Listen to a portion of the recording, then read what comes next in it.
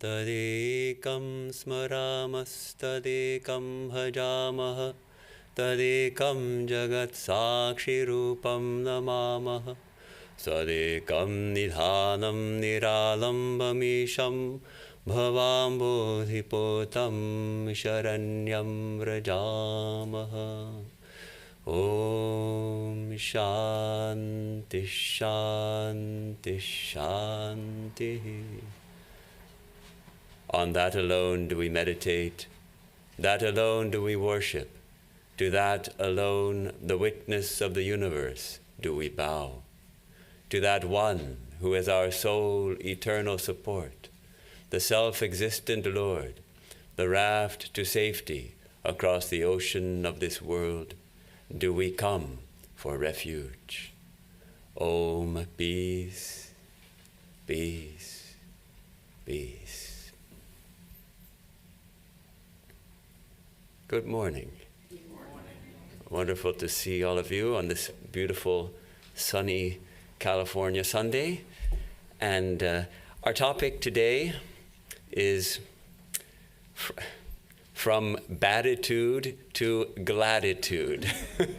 It's a little corny, I know. But the premise is, of course, that the attitudes we hold towards ourselves, towards others, towards the world, and towards the divine deeply affect and play a large part in determining our happiness, our success in life, and our progress in spiritual life.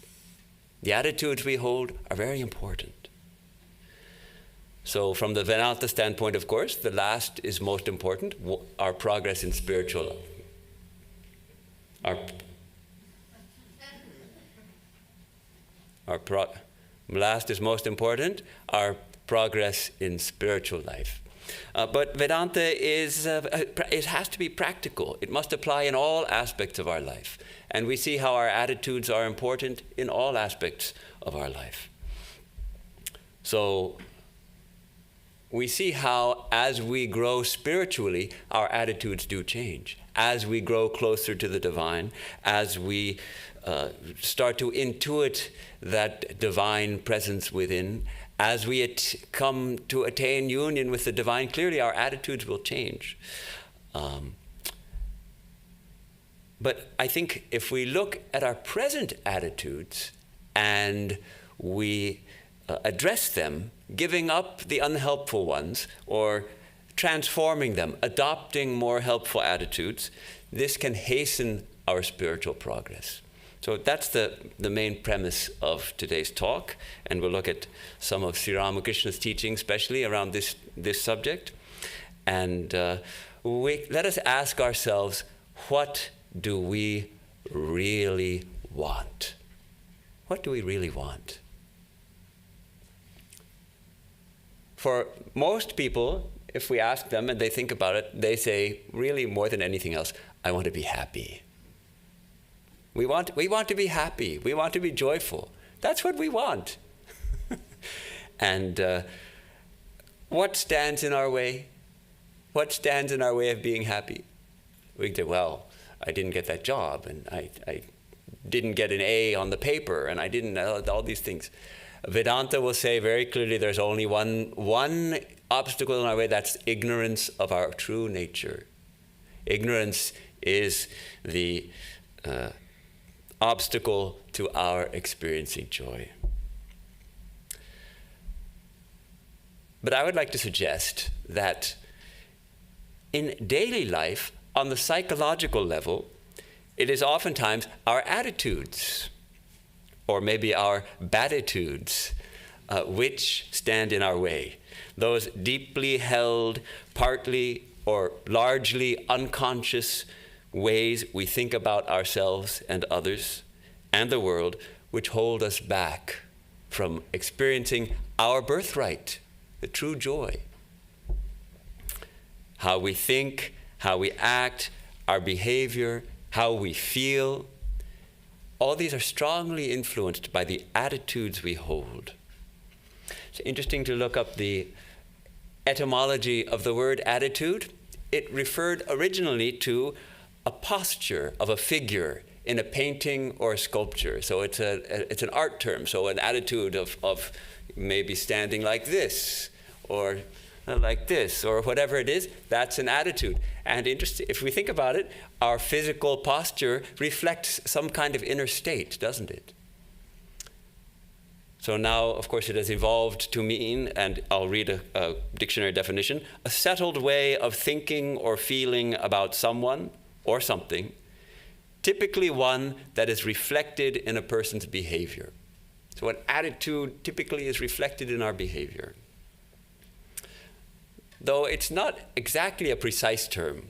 One researcher states, quote, attitude is an umbrella term that consists of our opinions, emotions, perceptions, beliefs, expectations, values, and intentions. So it's a broad term. But I think still in the present context, it is a useful term.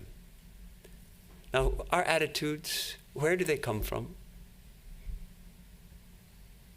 I think they are formed through our experiences. Through our experiences, life experiences, including also our parenting. Parenting has a big influence. If my mother is afraid of cockroaches, probably I'm going to be afraid of cockroaches. You know? And schooling, of course.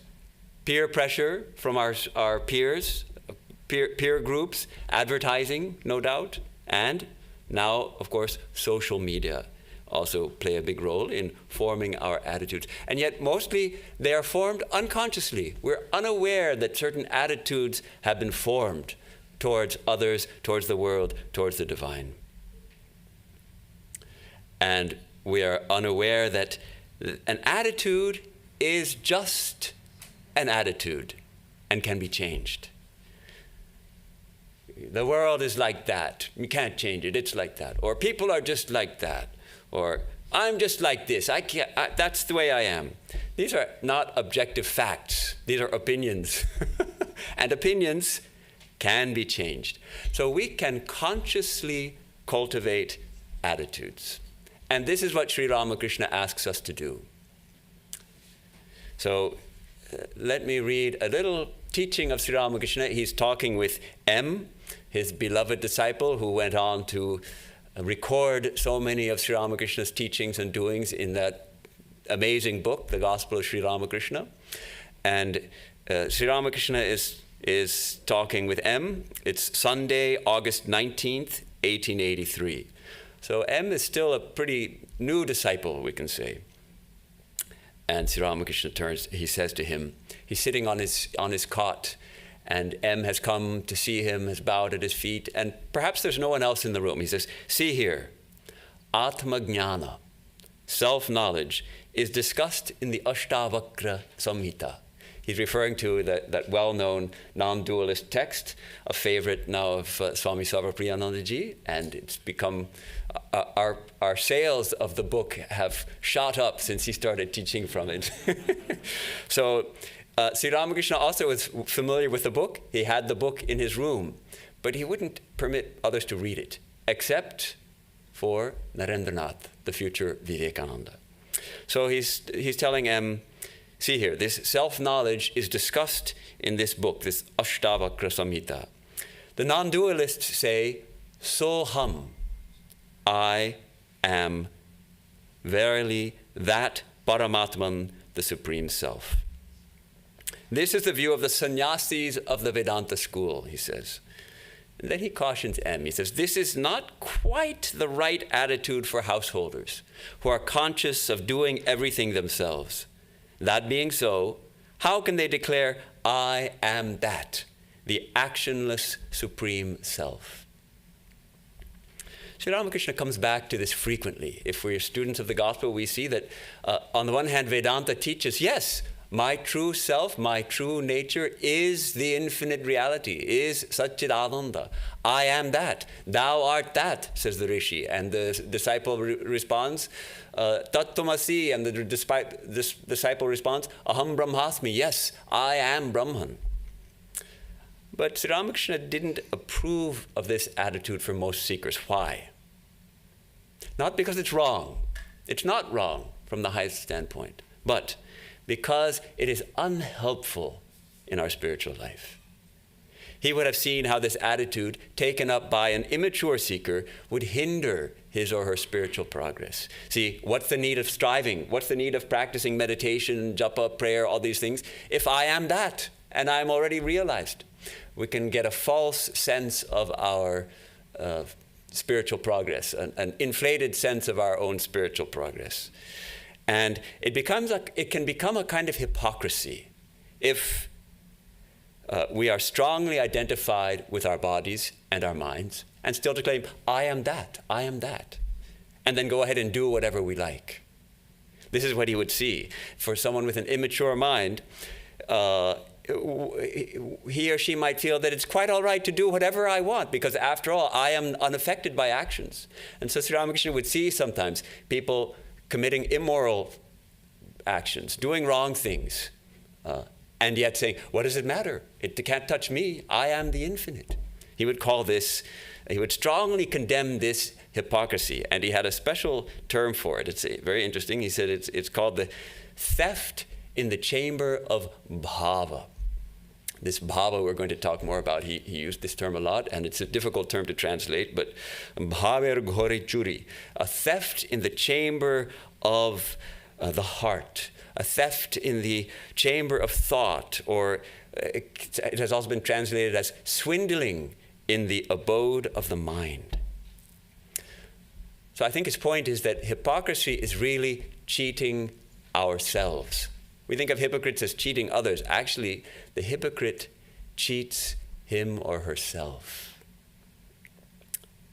But then Sri Ramakrishna goes on to encourage M. He says, but to feel that one is a free soul is very good. By constantly repeating, I am free, one becomes free. He gives him this assurance. Ami mukta, I am free.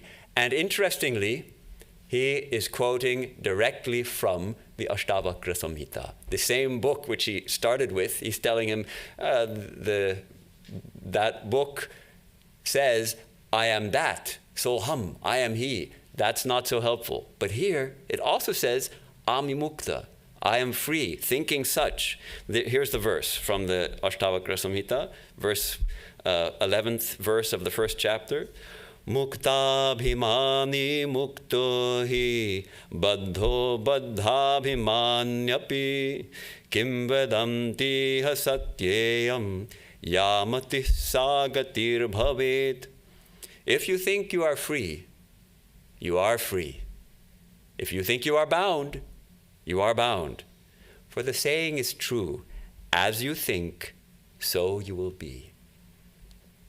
So regarding oneself as muktaha, as free, one is free. Regarding oneself as baddha, as bound, one remains bound. And this saying, as the thought, as the belief, as our understanding is, as our heart is, as our matihi is, so our gatihi will be our attainment. So as basically the attitude we hold determines the outcome.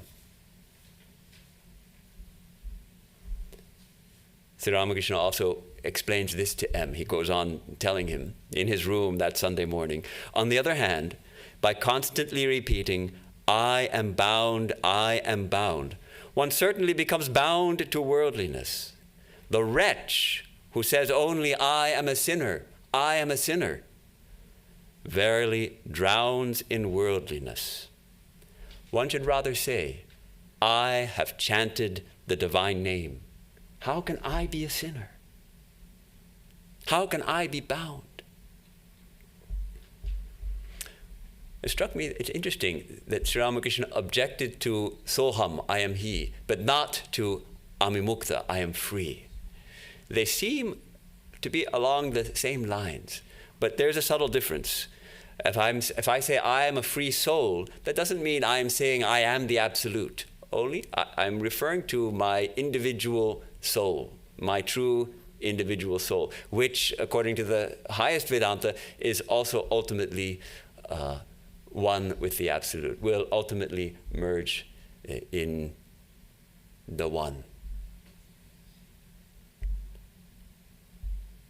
So I should act as a free soul. If I'm constantly repeating to myself, I am free, I will begin to act like that.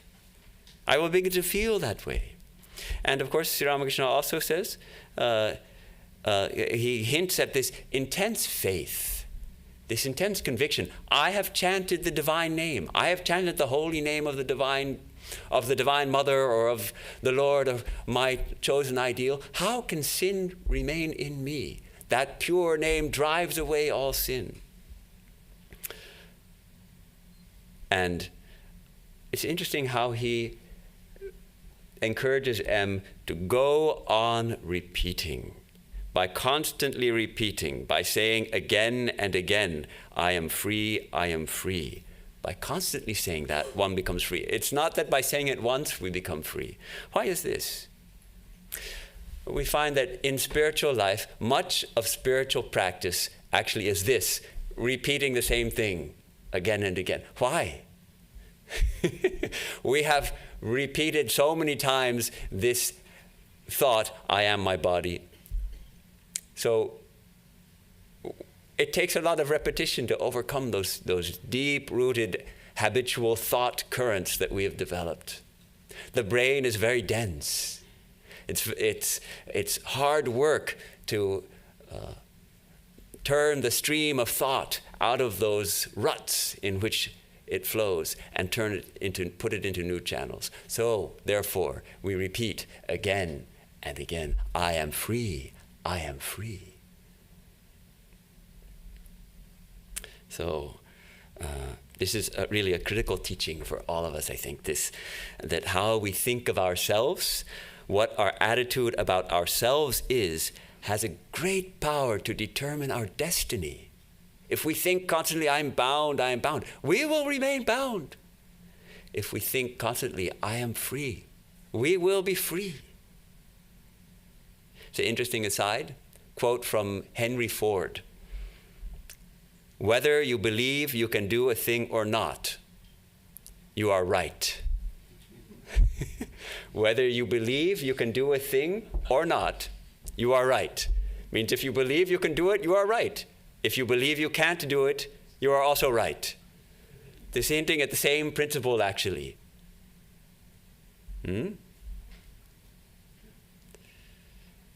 So how we talk to ourselves is very important. It's they call it self-talk, right? What do we say to ourselves? There's a constant commentary going on inside most of our minds, and for some people, it's very negative towards themselves. Oh, I'm worthless. Oh, I made another mistake. Oh, this kind of self-talk is very harmful. So we can notice that. Notice, is there an inner critic constantly criticizing ourselves, telling us we are worthless, maybe internalized from unskillful parenting? Notice it. Replace it. Amimukta, I am free. I am free. Swami Vivekananda also rejected this doctrine of sin, hammering on the point so forcefully at the World Parliament of Religions in 1893. Ye divinities on earth, sinners, it is a sin to call someone so. It is a standing libel on human nature. So this is Swami Vivekananda and Sri Ramakrishna on this idea of the importance of how we think of ourselves. Now, I'd like to return to Sri Ramakrishna's teachings on bhava, explore this idea of bhava a little more. Because now we're going to shift the attention more to how we think of God, how we think of the divine. Sri Ramakrishna would say, call on the divine. Call on him, call on her, assuming a particular bhava. A bhava is needed, a bhava is wanted. What is this bhava? Sri Ramakrishna uses it a lot, this word, and it's one of those words that has dozens of meanings, depending on the context, and a lot of connotations, and it's a beautiful word, but it can be a little bit difficult to understand exactly what it means until we get familiar with it and familiar with the different context. In this context, it means a mood or an attitude. Call on the divine, assuming a particular mood, a particular attitude, an attitude that colors our whole being. So bhava also means a deep, mature love for God. Sri Ramakrishna would say bhakti, devotion, matures into bhava, which is a deeper kind of devotion, a flow of the whole heart towards the divine. And bhava ripens into mahabhava, the great bhava, which ripens into prema, that intense, completely overwhelming love for the divine. So bhava is one step in the expansion and unfoldment of true love for the divine.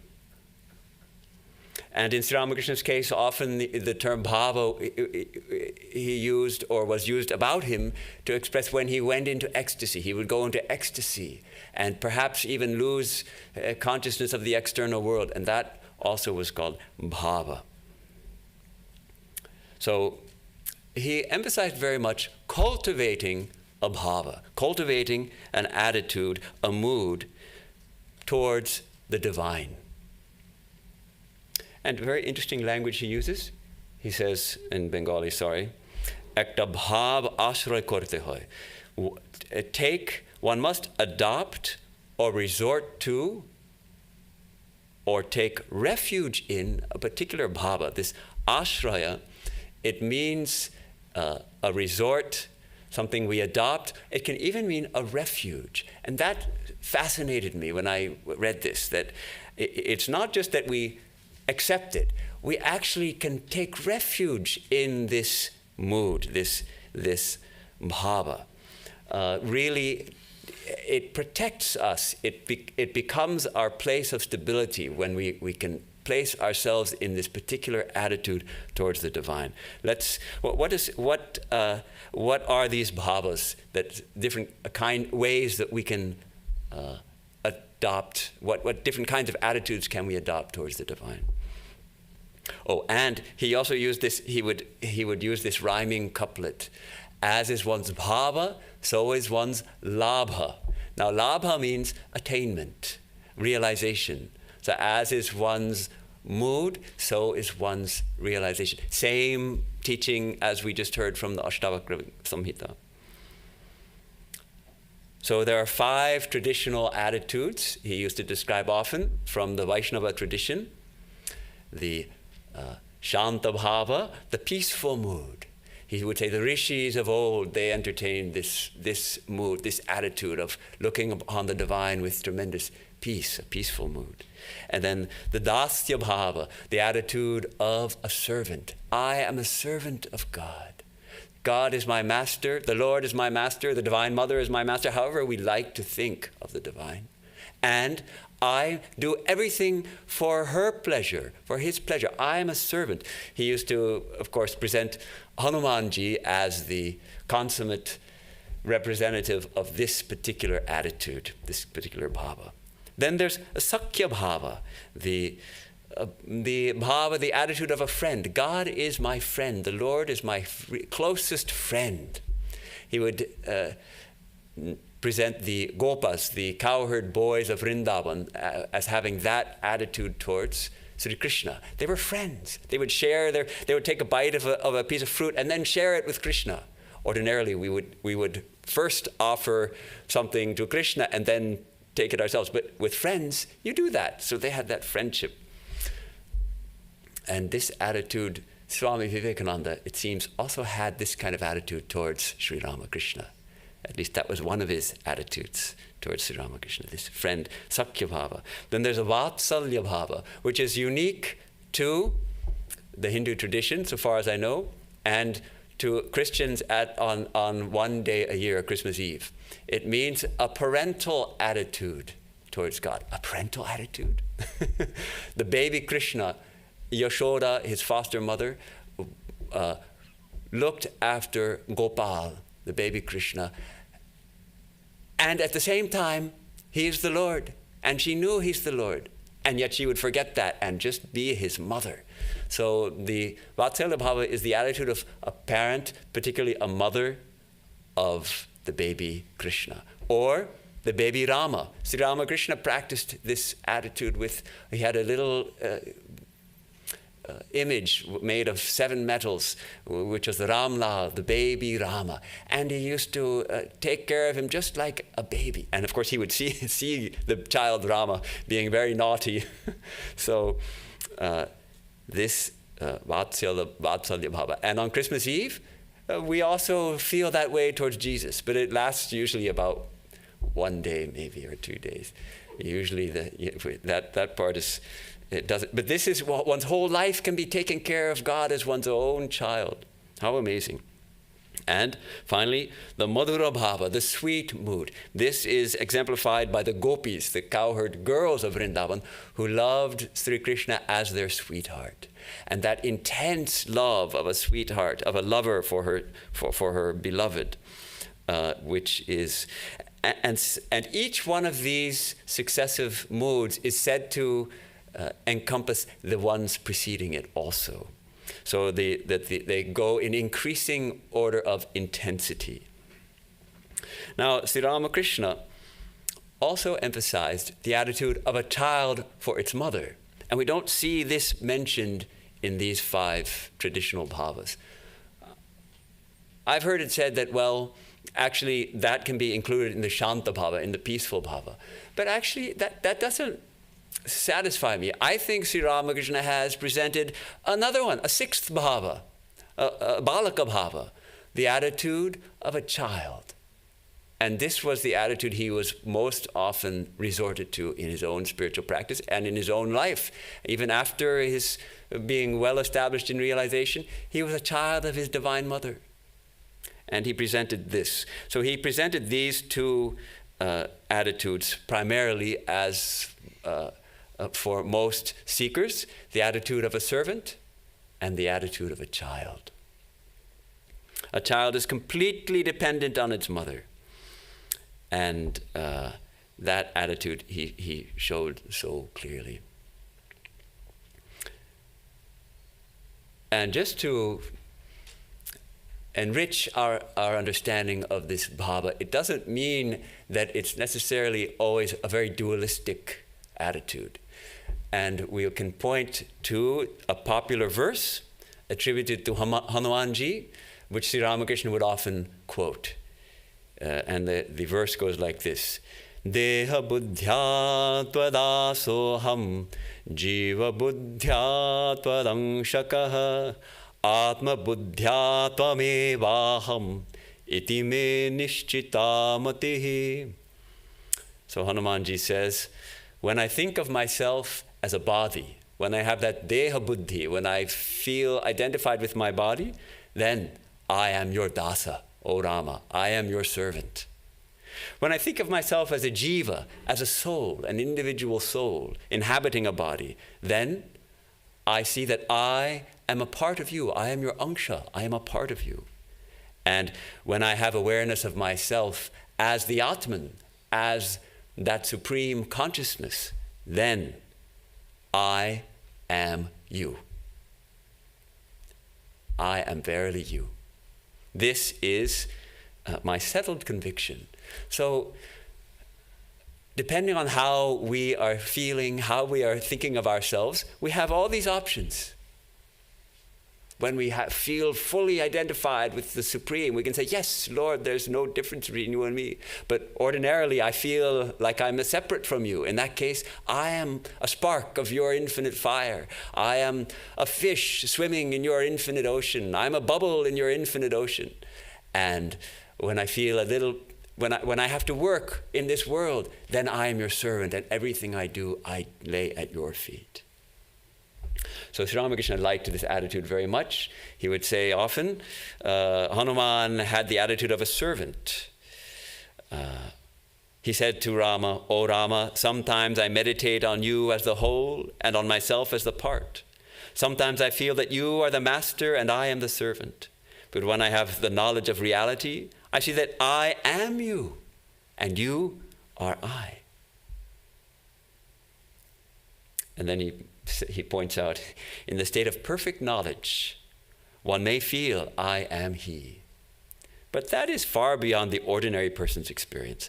For most people, he would recommend this sevaka bhava, this dasa bhava, this attitude of a sevak, one who serves the Lord, one who is a servant, a dasa, a servant of the Lord.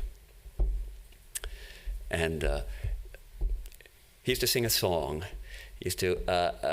which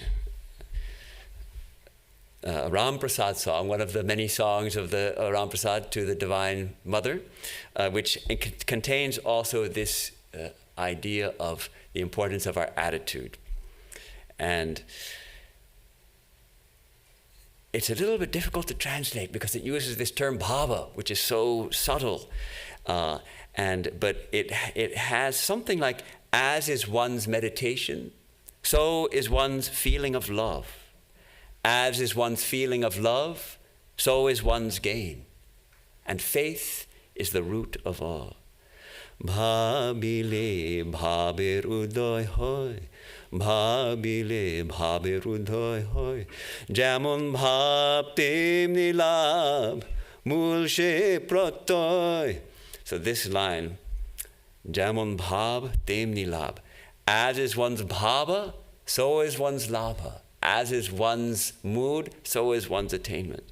Then the song goes on to say that the one who is the devotee of Mother Kali is verily a free soul, a jivan mukta, and is full of eternal bliss.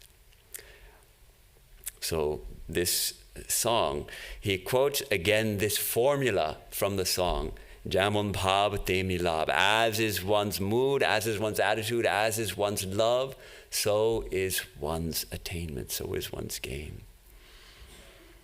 So this points again to the tremendous importance of attitude in our life, a good attitude, a positive attitude, a bhava of love, of yearning, of purity will take us far.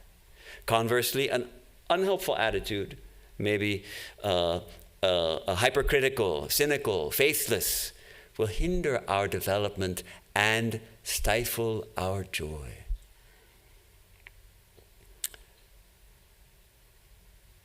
So Sri Ramakrishna, as we've discussed this far, he develops this idea in two channels, mainly. The channel of how we think of ourselves, our attitude towards ourselves, and our attitude towards the divine. And asks us to give up negative self-talk and replace it with positive affirmations. I am free. I am a child of God. I am a servant of God. To cultivate a relationship with God, to cultivate a relationship with that chosen aspect of the divine that touches my heart, that draws my heart most strongly, and cultivate that attitude, that mood, which brings our whole being to flow towards the divine. And he also assures us, the Lord sees our heart. The divine sees our heart and responds accordingly to our inner attitude, not the externals. And he tells a humorous story about this. He starts the story with our formula, as is one's bhava, so is one's labha. As is one's mood, one's bhava, so is one's gain. Then he says, once two friends were going along the street when they saw some people listening to a reading of the holy book, the Bhagavatam. Come, friend, says the one to the other, Let us hear the sacred book. So saying, he went in and sat down. The second man, his friend, he peeped in and he left. He went away and went instead to a brothel. So the one friend is listening to the holy book, and the other friend went to a brothel. Okay, you can see the difference there. But very soon, this second man, he felt disgusted with himself. Shame on me, he said to himself. My friend has been listening to the sacred word of God, and see where I am. But the friend who had been listening to the Bhagavata also became disgusted. What a fool I am, he said. I have been listening to this fellow's blah blah, and my friend is having a grand time. So in course of time, they both died. And the messenger of Yama, the god of death, came for the soul of the one who had listened to the Bhagavata and dragged him off to hell. Whereas the messenger of Vishnu came for the one who had been to the brothel and led it up to Vaikuntha. So the Vaishnava heaven. So it's a humorous story, but the idea is, as Sri Ramakrishna says, afterwards, verily the Lord sees the heart and sees not where one is or what one does. And then he quotes a saying, bhava grahi janardana. Bhava grahi. There again this term bhava comes. Bhava grahi, one who sees, understands, accepts the bhava. Grahi, to hold, to accept, to.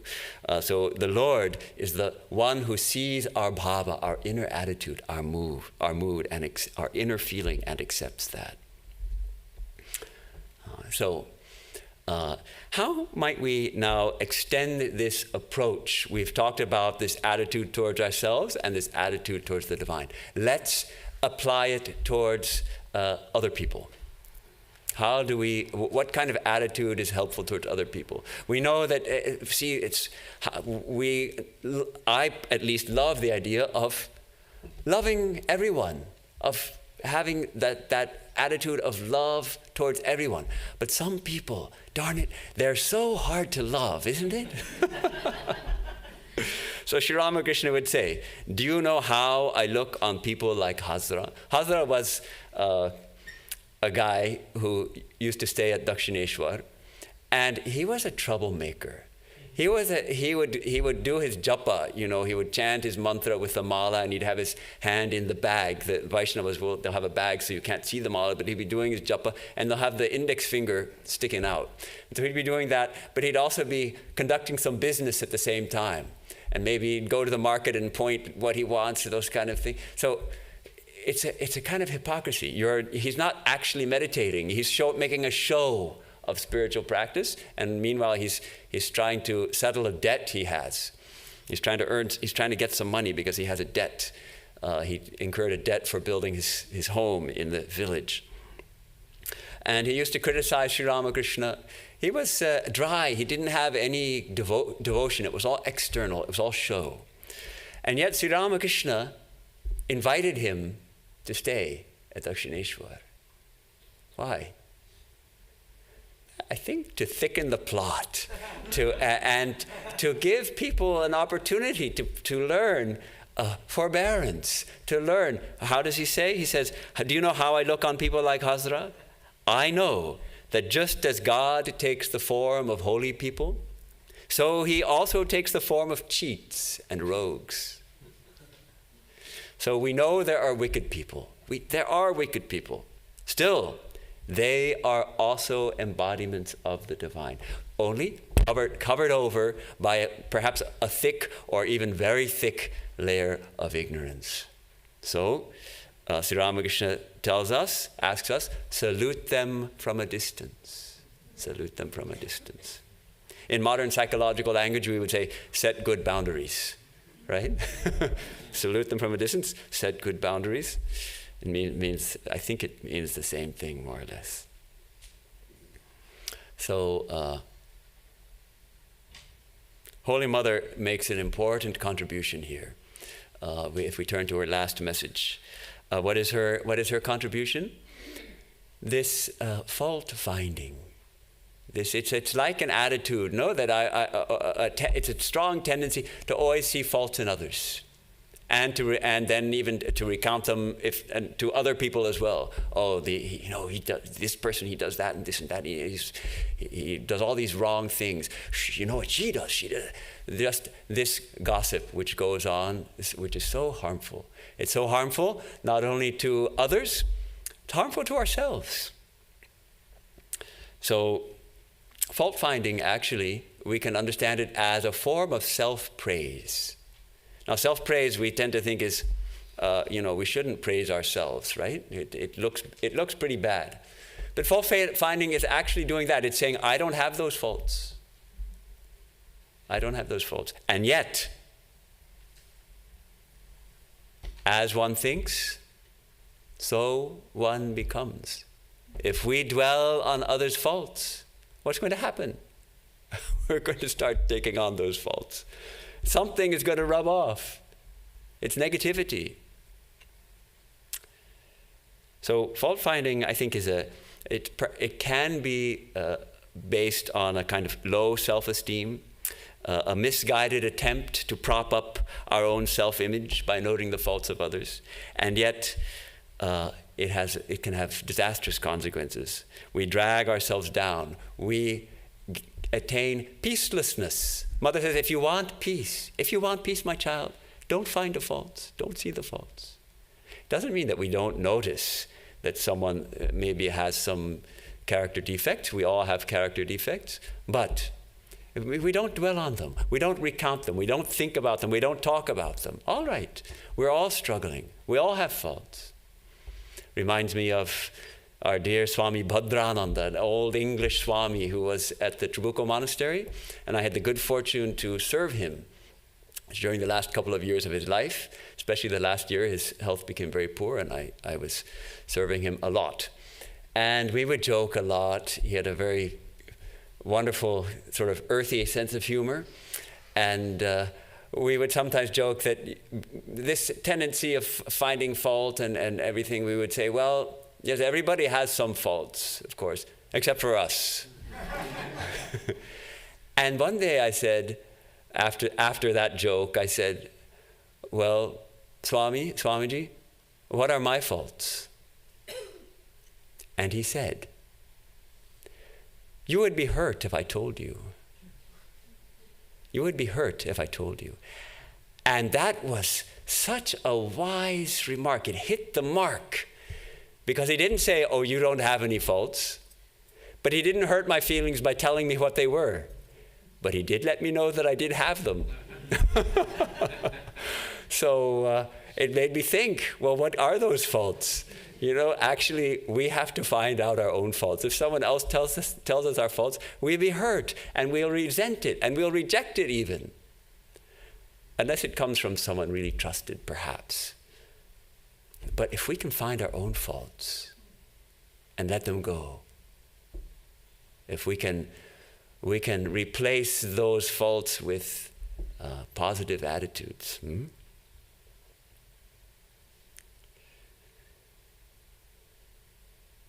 So rather than focusing on faults, others' faults, we learn to let go of our own and cultivate this mood, this bhava. The whole world is our own. This was Holy Mother's last message to the world, to us, all seekers of the divine, children of the Divine Mother. The world is your own, my child. Learn to see the whole world as your own. No one is a stranger. How amazing. No one is a stranger. Is it true? I haven't met all of you. Some of you are strangers to me. Can I say that no one is a stranger? But if we cultivate this attitude, if we cultivate this bhava, that in the divine, if we are all children of the divine is shining in every heart.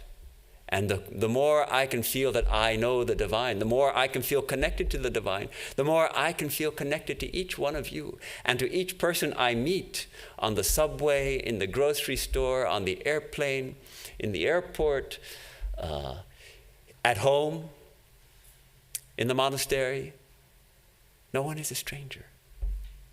And an amazing thing happens the more we are able to do this. Because what? People respond accordingly.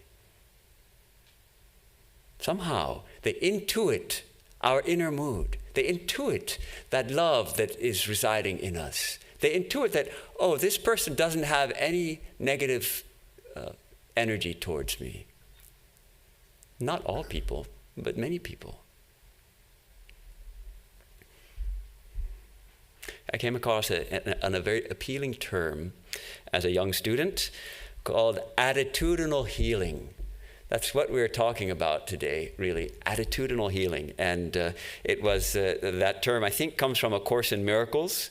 I got it via a book called Love is Letting Go of Fear. And it has the idea that we have certain negative attitudes about ourselves, about others, and we can heal them, replace them with more positive ones. And it outlines some nice practices. If we're serious about moving from Baditude to Gladitude, it takes work. It takes repetition, as Sri Ramakrishna says.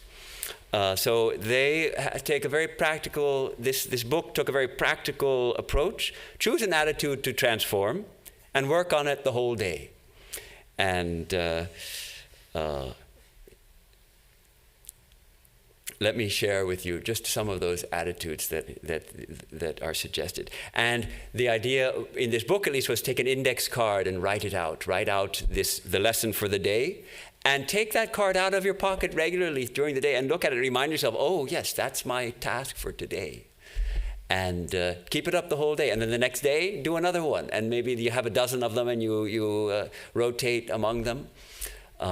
Something powerful about writing it down by hand, not on the phone, and having it as a paper thing instead of a digital thing. I think so, at least. So some of these instructions, one of them, and this was probably the most powerful one for me. I followed this one. It says, "Today I will judge nothing that occurs." Wow. Today I will judge nothing that occurs. So you take that card, okay, I will judge nothing. And then pretty soon you're judging something. Oh, then you take the card out again. Oh yeah, nothing. And there's a little commentary along with it. This instant is the only time there is. That's true. We forget that all the time. The past is over. It can touch me not. That's also true. It's over. This moment is the only time there is. The past is over. I am determined to see things differently. So these were some of the gratitudes suggested by this book, which was an important book for me when I first started becoming, you could say it was my first spiritual practice, was trying to cultivate some of these gratitudes.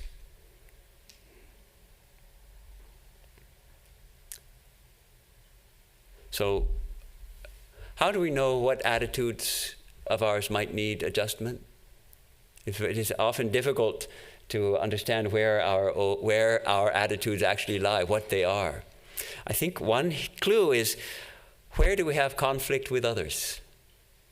Where do we have conflict with others? Where do we have pain and sorrow? Where do we have fear and anxiety?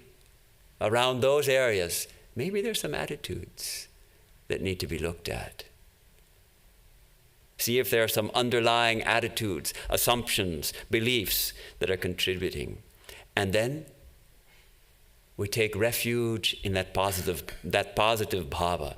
Take refuge in that positive attitude, whatever we're particularly trying to cultivate there.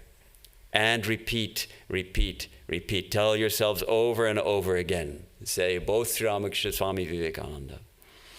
Two attitudes we might consider, particularly today, as helpful to cultivate: the attitude of forgiveness and the attitude of gratitude, which sounds like gratitude. Forgiveness, recognizing that I, my true self, cannot be harmed. Yes, I have We all have trauma in our lives. Some have tremendous trauma. I have been harmed.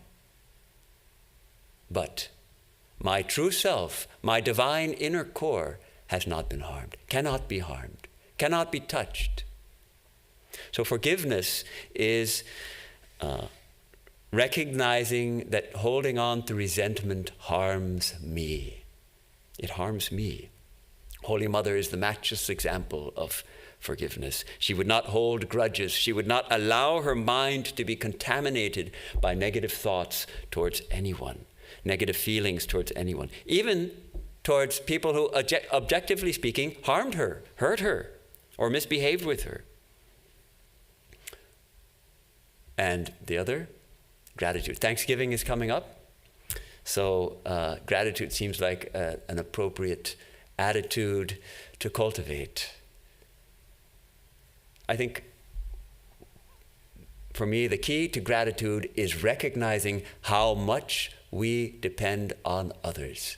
How, if we can reflect on the principle of interdependence, that we actually, we think that we live separately, but we don't. We are all dependent on one another and on this world, and the whole world is a densely and infinitely complex web of interconnection. Sometimes I take the example of, say, an apple. Maybe I had an apple for breakfast this morning. Well, where did that apple come from? Well, that apple grew on a tree, on a farm. And so the sun is in that apple, because without the sun, the tree would not grow. And the rain is in that apple. And the rain wouldn't fall if there weren't oceans. So the ocean is in that apple. And the farmer who planted that tree is in that apple. And the migrant farm laborer from Guatemala is in that apple because he picked it. And the trucker who trucked it to the supermarket here in Los Angeles is in that apple. And the rubber plantations in Brazil that provided the rubber for the tires for that truck are in that apple. See how further you go? Everything is interconnected. This world is deeply interconnected. We are all dependent on one another. So if we reflect on that, that brings a sense of tremendous gratitude, tremendous humility, tremendous respect. We are here today standing on the shoulders of all who have become before us. We are standing on the shoulders of the whole world, in fact. So this bhava comes of humility, of gratitude, of then wanting to return to others because we have received so much.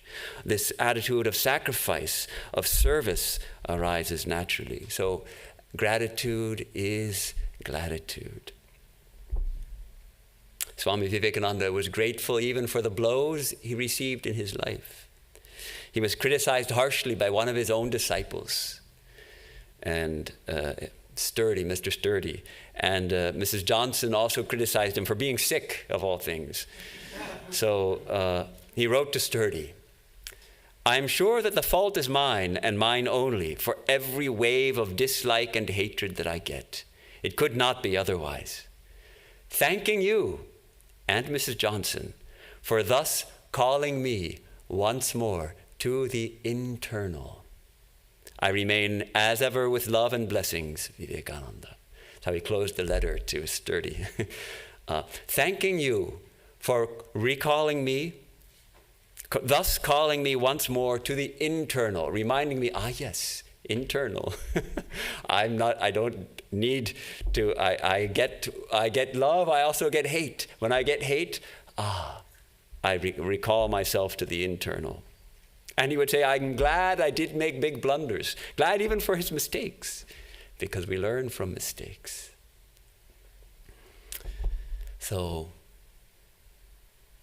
I think we've talked long enough. Today we discussed this idea of bhava, of an attitude, a mood, a current of our being that flows towards the divine and towards ourselves and towards others. And what is our bhava? What bhava do we want? What bhava do we want to cultivate? We want to cultivate a bhava which will help us in spiritual life, which will bring us joy in life. We talked about becoming aware of our own attitudes and consciously working on healing them and transforming them, replacing them with helpful attitudes. On this Sunday before Thanksgiving, I wish everyone a happy Thanksgiving. And it seems to me that if we can be truly grateful, then Thanksgiving will be happy. Because an attitude of gratitude is a joyous attitude. And I would also like to express my gratitude to all of you for your support of the Vedanta Society and for your sincerity in striving to put the highest ideals into daily practice, to see the divine in every being and to serve each person as an embodiment of the divine. So thank you very much.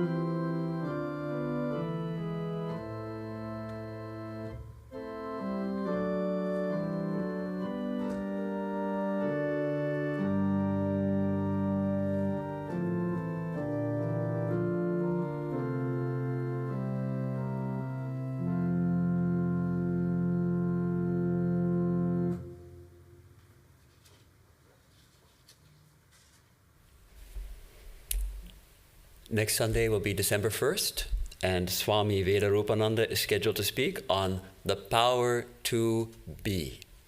Also some events coming up, typically once a month, and this is coming up on the 6th of December, a crystal bowl meditation. Swami Atmavidyananda and Alok do a kind of guided meditation here along with these beautiful singing bowls. It creates a wonderful atmosphere. And though it's streamed, but I don't think it really, you don't get the experience unless you come in person. So that's something to think about. And the Holy Mother's birthday celebration will be on the 22nd of December. And the previous Sunday, our YouTube star will be here. Swami Sarvapriyananda is expected to speak on the mirror of consciousness on 15th December. I'm sure you won't want to miss that. We'll have extra chairs, we'll have overflow rooms, the works. You can check our bulletin for other events. You can sign up for our email, weekly email, which lets you know of upcoming events and speakers and all that. If this is your first time here, I offer my warm welcome and let you know that we have a bookshop which is open now. There's some refreshments. There should be some refreshments. And after the talk, I'll go to the living room next to the bookshop, and we'll have a little time for discussion, a little more intimate discussion, and questions, pushback, all those kind of things. So thanks a lot for giving me the opportunity to share my thoughts about attitude and gladitude and bhava. Om asato ma sadgamaya tamaso ma jyotirgamaya mrityor ma mritangamaya aviravirma edhi rudrayate dakshinam mukham tena mam pahi nityam. Om Shanti Shanti Shanti. From the unreal, lead us to the real. From darkness, lead us unto light. from death lead us to immortality. Reach us through and through ourself, and evermore protect us from ignorance by thy sweet, compassionate face. Om, peace, peace.